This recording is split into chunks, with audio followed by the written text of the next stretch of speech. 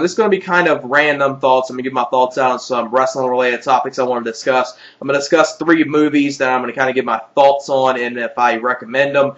And give my thoughts out on some hip-hop CDs that have recently just came out and give you the links to them for you to buy them on undergroundhiphop.com. First thing I want to get to is this past weekend I went to my local FYE, and I guess right now they have a very good deal with their box sets, their TV box sets, and pretty much any of their boxes, they kind of got like a deal on, selected ones. But from what I saw, it sounded like they looked like they had a lot of, stuff like Seinfeld, Frasier, and a couple other ones. And stuff I picked up, which was the first thing that really, shocked me that I was able to get it was so cheap, which was the Oliver Stone Ultimate Movie Collection.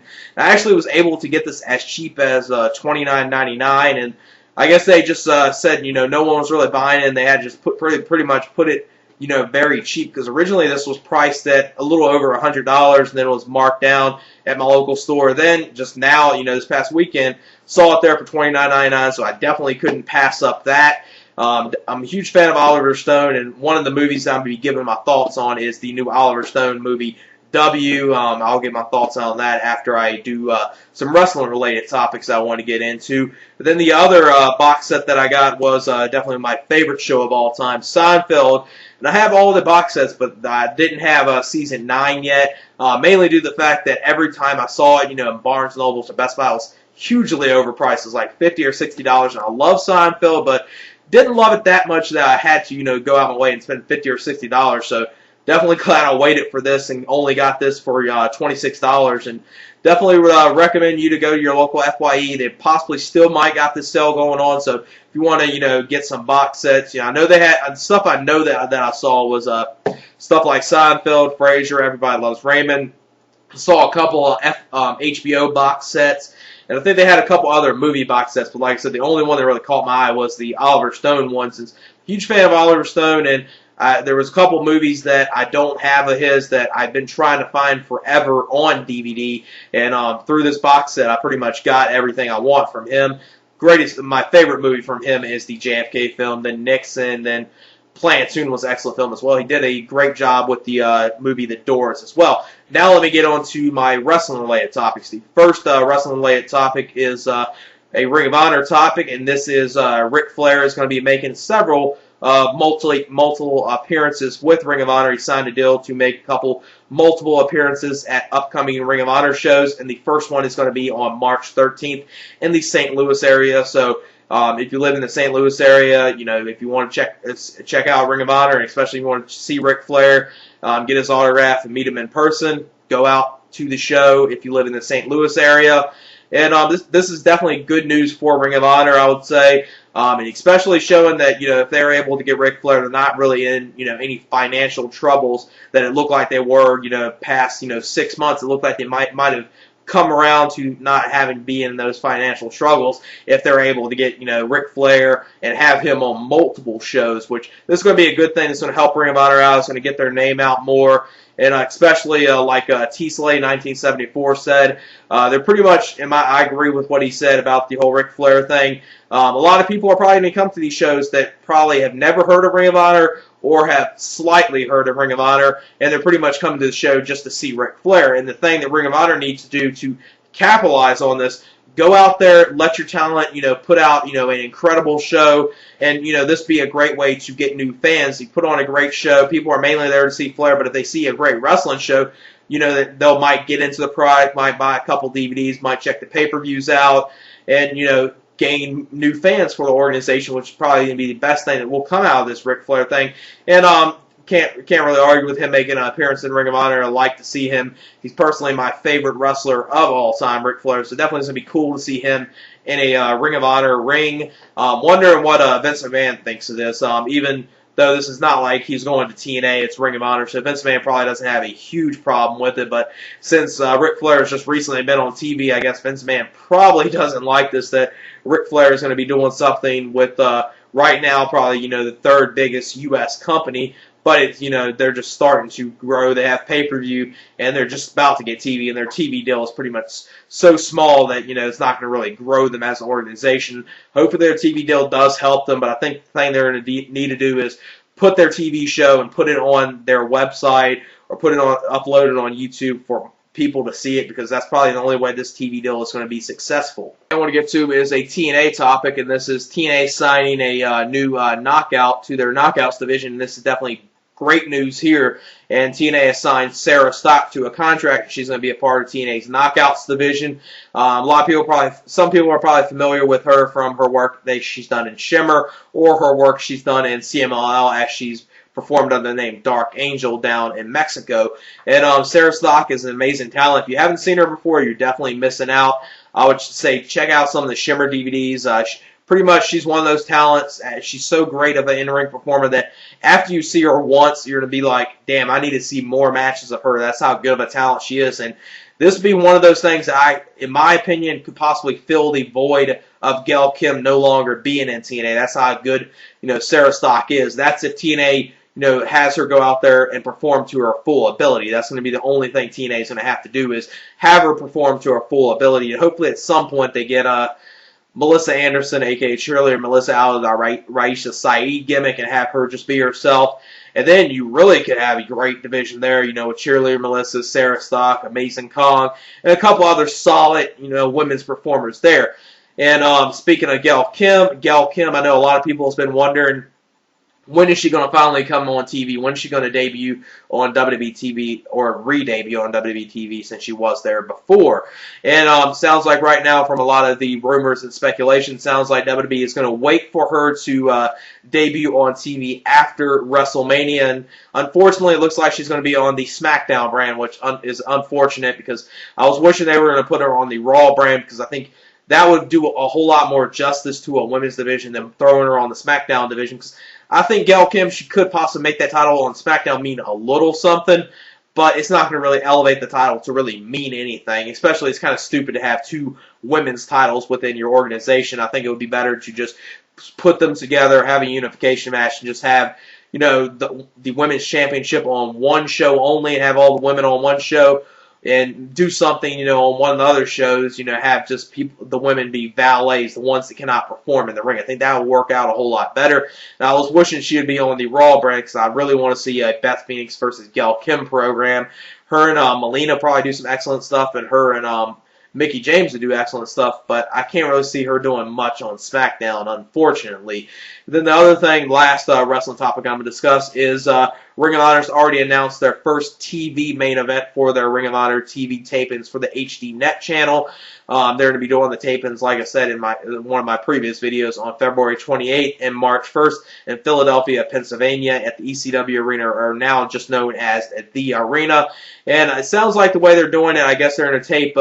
It's obviously going to be a 1-hour show, so they're going to tape 3 1-hour shows on February 28th, and I guess do the other 3 on March 1st, because I heard they're doing 6 tapings, so I guess 6 TV 1-hour shows, so I guess that's probably the way they're most likely going to do it. And I would say, Jimmy Jacobs versus Tyler Black for their first TV show. Main event. It's definitely a good thing to do, and it's going to be interesting to see what they do with this show, because it's going to be interesting to see how they incorporate storylines, since it seems like it's going to be an offset of the DVDs and pay-per-views. So it's going to be interesting to see how they do storyline development within the TV shows. Obviously, you're going to have some storylines, but I'm wondering how they're going to do it. Are they going to, talk about the whole, Jimmy Jacobs, Tyler Black history, where they were both in the Age of the Fall, then Jimmy Jacobs turned on him, and now Tyler Black is a strong face in Ring of Honor. Are they going to do that, or are they just going to have a match? I mean, that's going to be the one thing I'm really curious how they're going to do it. Now let me get on to some thoughts on movies. Like I said, I got the Oliver Stone box set, and I mentioned that I was going to give my thoughts on Oliver Stone's movie W. And I got to say, this movie was hit or miss, and it was kind of disappointing film for Oliver Stone, because I'm a huge fan of Oliver Stone. Loved his film Nixon. JFK is my personal favorite of his, and I would say one of the best war films of all time was done by him in Platoon, and that was an excellent film. Now, if you go in this film expecting something that great and one of the best Oliver Stone films, then you're not going to get it. If you're expecting a decent film, you kind of get that. It's hit or miss, and the one main problem I have with this film was I don't know if Oliver Stone did this on purpose. Obviously, within the movie and in real life, obviously, a lot of people know George Bush was a complete buffoon and a fucking idiot.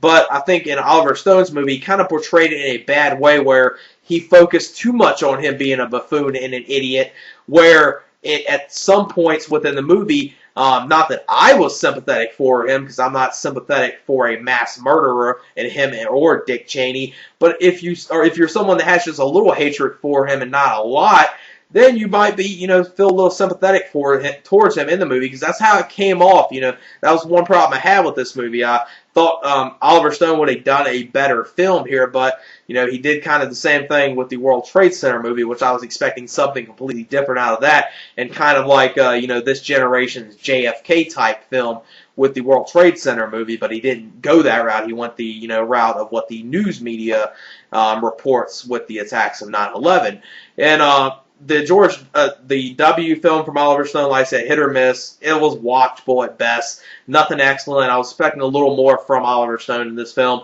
Now, the next film I want to get my thoughts on is the Bill Maher movie, Religulous. Just recently saw this movie.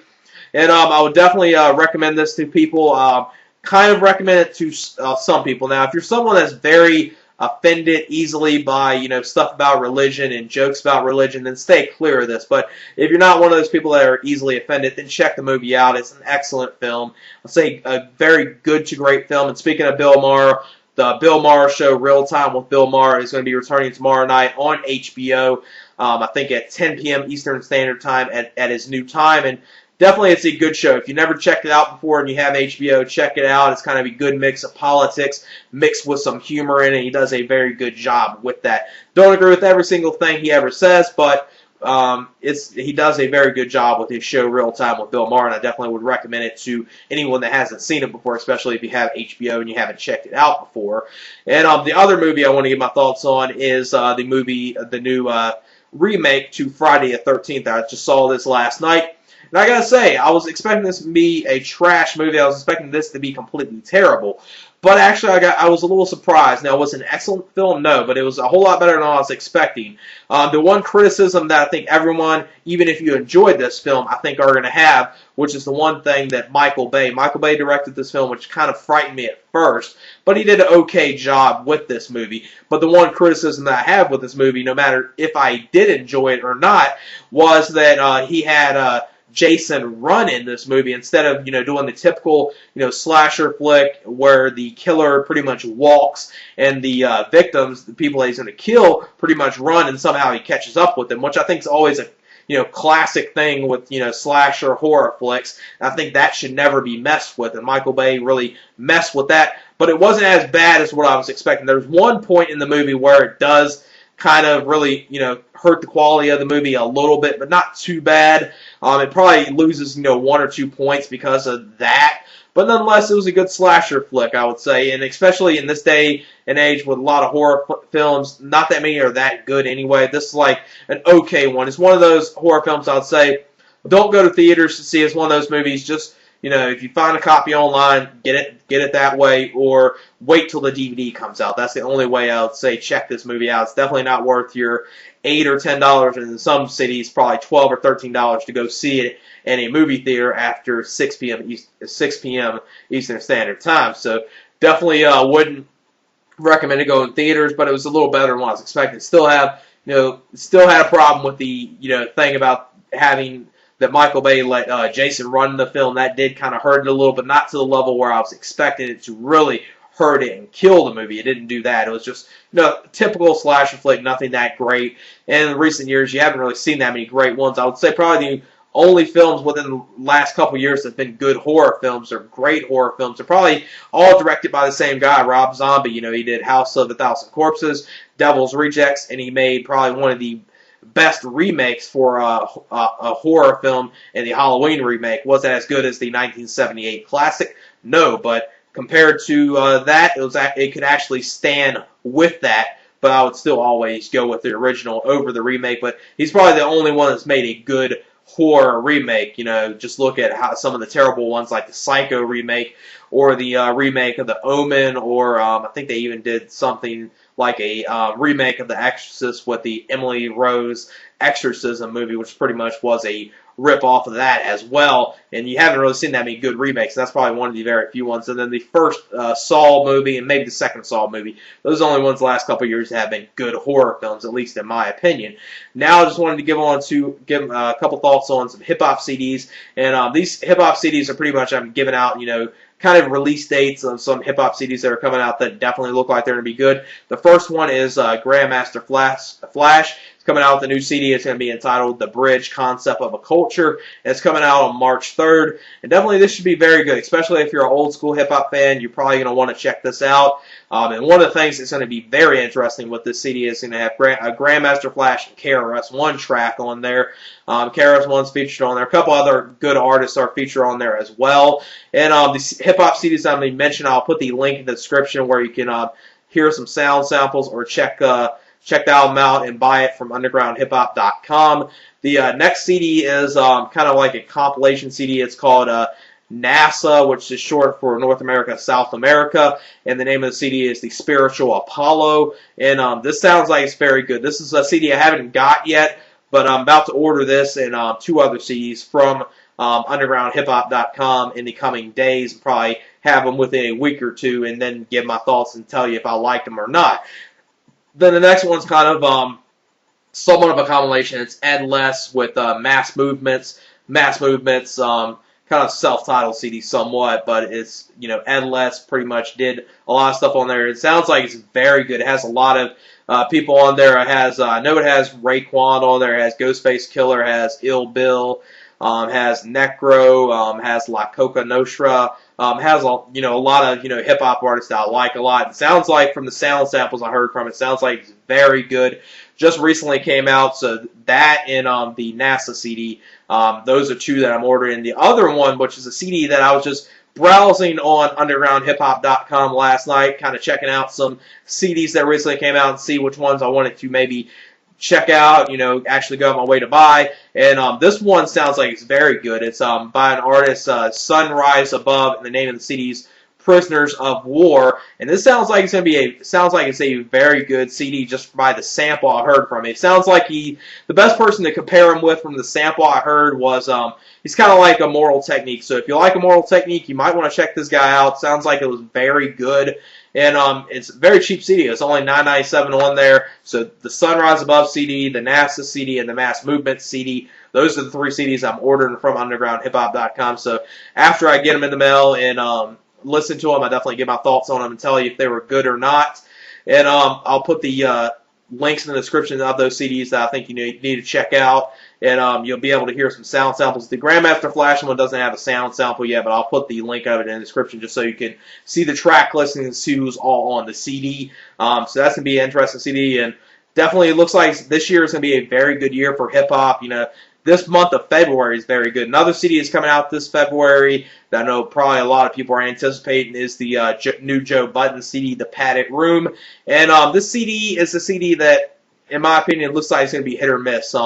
Because the one single that he first released off of it, which was the song Touch and Go, which is a completely terrible song. Hopefully the rest of the album isn't like that. Hopefully the rest of the album is like the stuff he did on his mixtapes, Mud Music, and other mixtapes that he's done, because that quality from Joe Budden's is very good.